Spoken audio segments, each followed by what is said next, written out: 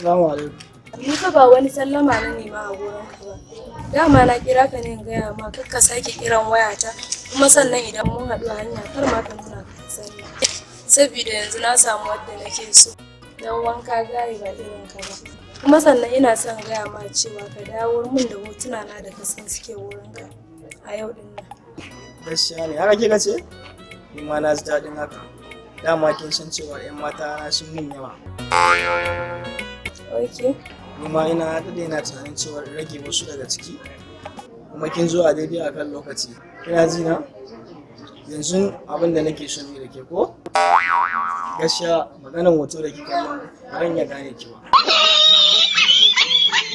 Zan ɗebo hotunan da suke hannuna in yi so adadin su shi in kawo miki ki ɗebo hoton kin ji? Shi kenan ba da yayi. No, no, no, no.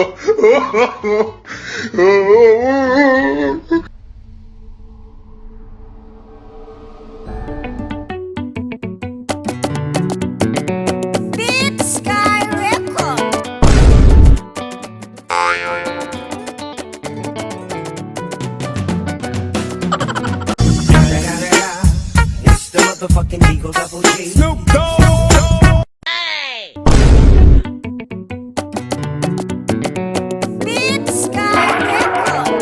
Tsohuwar budurwata,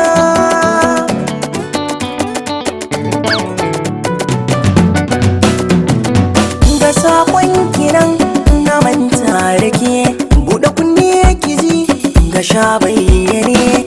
Tsohuwar budurwata sakon naki ne, ina so ki san na samu wadda tafi ki ne.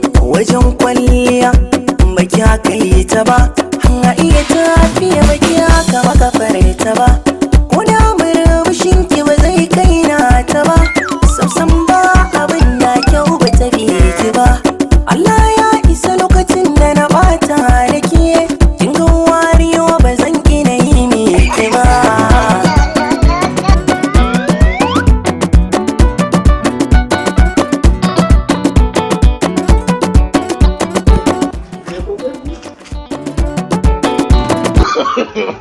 No, no, no, no.